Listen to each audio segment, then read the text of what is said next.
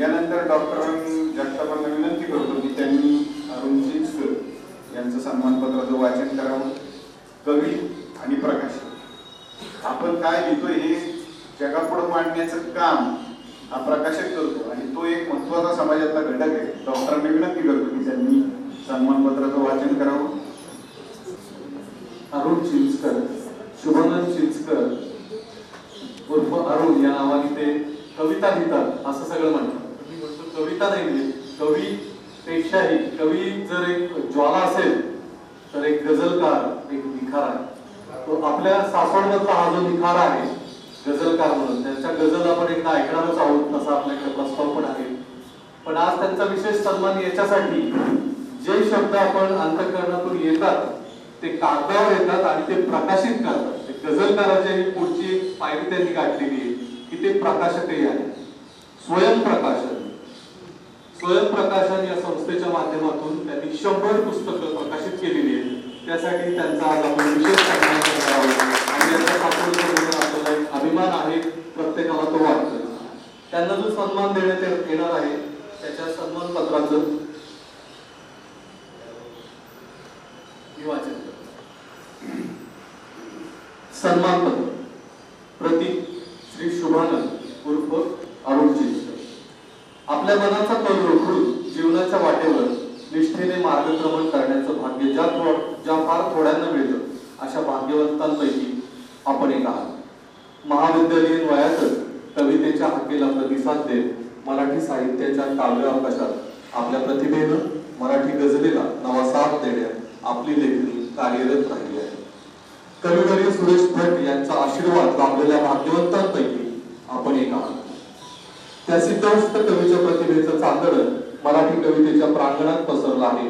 त्या प्रांगणाची शोभा अखंड राखण्यास तुमच्यासारख्या मनस्वी कवींचं मी याच्यामध्ये ऍड करू इच्छितो. कवीचं म्हणण्यापेक्षा गझलकाराचं योगदान मोठं आहे. कविता, गझल आणि चारोळी या काव्याच्या वाटा चालताना आपलं मन चित्रकलेच्याही गावीही जातं. समाजातील विरोधाभासी वास्तवाला, ढासळत्या समाज स्वास्थ्याला आणि त्यातून उद्भवलेल्या वेदनेला कवितेतून आणि गझलेमधून समर्थपणे व्यक्त करण्याचं सामर्थ्य आपणास लाभलं आहे. मराठी साहित्य सेवेचं आणखी एक माध्यम असणाऱ्या पुस्तक प्रकाशन व्यवसायात उतरून आपण आपल्या स्वयंप्रकाशन संस्थेच्या माध्यमातून साहित्यिक मूल्य जपणाऱ्या तब्बल 100 पुस्तकांचं प्रकाशन करत रसिकांची अभिरुची संतुष्ट करण्याचं काम केलं. पुरंदरच्या भूमीतील काव्य परंपरा निष्ठेने जपत तिला महाराष्ट्राच्या क्षितिजावर नेण्याचं मराठी गझलेला अधिक संपन्न करीत असलेल्या आणि प्रकाशनाच्या माध्यमातून साहित्य शारदेची सेवा करणाऱ्या आपणास या सन्मान पत्राच्या माध्यमातून गौरव करण्यात पुरंदर कलामंचतील समस्त कलाकार आणि रसिकांना मनापासून आनंद होत आहे. धन्यवाद. सासवड, रविवार दिनांक 17 ऑगस्ट 2023. 25 जुलै 1959च्या मराठी दैनिकामध्ये त्यावेळेला आत्रेंनी म्हटलं होतं, 1959 मध्ये आत्रे म्हणले होते, मराठी भाषा मुंबईमधल्या माणसांनी बोलली पाहिजे तरच मराठी लिहू शकेल. आणि ही मराठी भाषा टिकवण्याचं काम देशपांडे मॅडम असतील नाहीतर अरुण सर असतील अशी माणसं करतायत. आदरणीय निरगुडे साहेबांना विनंती करतो की त्यांनी शाल आणि पुस्तक यावं. त्याचबरोबर कलामंचाचे मोहन बागडे असतील, डॉक्टर असतील आणि अमोल वरती यावं. देशमुख साहेब यावरती या, पटकन या देशमुख साहेब, सोमनाथराव यावरती.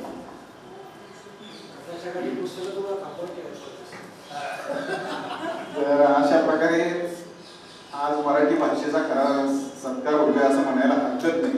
कारण मराठी शिकवणे ही प्रत्येकाची आवड होती.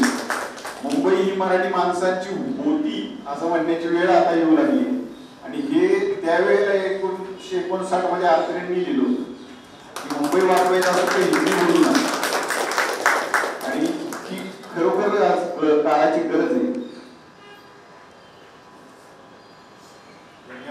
सर्व मान्यवरांना स्थानापन्न होण्यासाठी सांगतो आणि चिंचकर साहेबांना विनंती करतो की त्यांनी सत्काराला उत्तर द्यावं. या ठिकाणी शुभानंदचा आपण सत्कार केलाय. मला सांगायला अतिशय आनंद वाटतो की मगाशी सरांनी सांगितलं की त्यांची 100 पुस्तकं त्यांनी प्रकाशित केलेली आहेत. आपण एखाद्याला भेट द्यायची झाली तर 100 रुपये देत नाही. 101 रुपये देतो, त्या 100 मध्ये मी 1 अधिक मिळवतो आहे. तर माझं 101 पुस्तक स्वतः प्रकाशित करतो.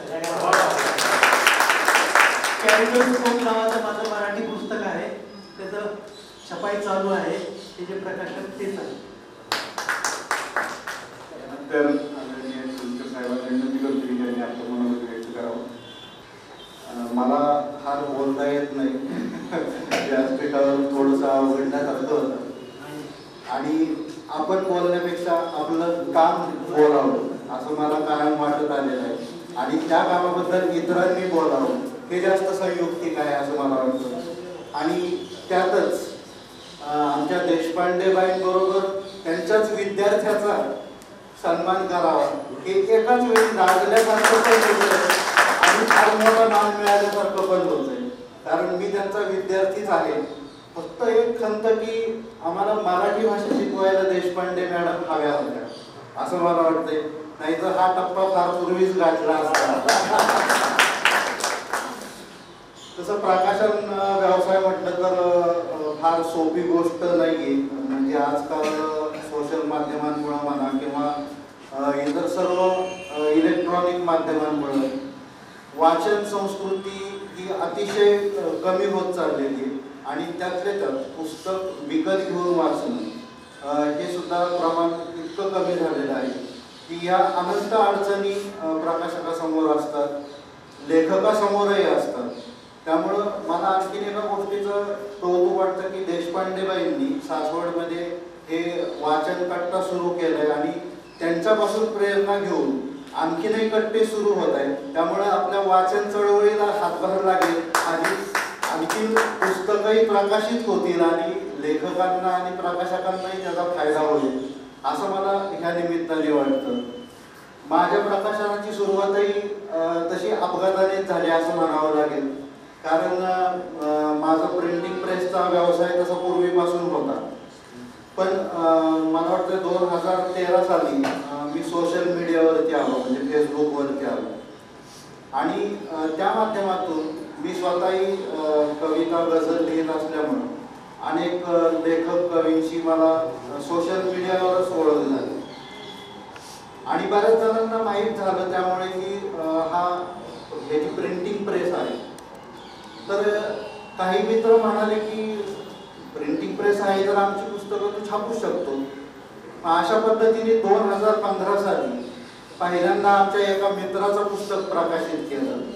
त्यावेळेस स्वयंप्रकाशन ही संस्था रजिस्टर देखील नव्हती, फक्त एक प्रयोग म्हणून त्या मित्राचं पुस्तक छापलं आणि ते सर्वांना इतकं आवडलं. म्हणजे नुसतं निर्मिती मूल्य नाही तर दैवकृपेने मी स्वतः कविता आणि गझल लिहित असल्यामुळे मराठीचं व्याकरण, शुद्ध लेखन त्या गोष्टी काटेकोरपणे पाहत असल्यामुळं त्याचा आशयदृष्ट्या दर्जा देखील सर्वांना आवडला. त्यामुळे मला स्वतःला कधी जाहिरात करायची गरजही पडली नाही की मला आपोआप पुढे अशी कामं मिळत गेली की बाबा याचं पुस्तक अतिशय शुद्ध लेखन दृष्ट्या किंवा संपादन दृष्ट्या आणि निर्मिती दृष्ट्याही सुबक केल्यामुळं मौखिक प्रसिद्धी होत गेली आणि एका कामातून दुसरं काम असं मिळत गेलं. त्यामुळे मला आतापर्यंत जाहिरातीची गरज पडली नाही आणि आपल्या सासवडमधल्या सुद्धा बऱ्याच लेखकांची पुस्तकं मी छापली. त्यामध्ये जयंत पानमोडे असतील, संभाजी दुधमल असतील, आपले मध्यंतरी दिवंगत झालेले बाळासाहेब यादव आहेत, नारायण टाक सरांचं कोलाज पुस्तक माझ्याकडंच प्रकाशित केलेलं आहे आणि आता तळेकर सरांचं एक पुस्तकाचं काम चालू आहे. तर हे अशा पद्धतीने आपल्या सासवडचा सुद्धा मला खूप मोठा पाठिंबा आहे आणि पुरंदर कला मंच यांच्याकडून हा सत्कार होणं म्हणजे जर पुरुषाला जर माहेर असतं तर हा माहेरचा सत्कार असं मला त्या निमित्ताने सांगायचं वाटतंय. हा अतिशय आपलेपणाचा सत्कार आहे आणि मला फार फार म्हणजे शब्द नाही आहेत माझ्याकडे बोलायला आणि मी आपल्या सर्वांच्या कायम ऋणात राहू इच्छितो आणि यापुढेही माझं हे काम अतिशय प्रामाणिकपणे आणि चांगल्या पद्धतीने मी करत राहील याची या निमित्ताने ग्वाही देतो आणि परत एकदा सर्व संयोजकांचे अतिशय मनापासून आभार मानतो.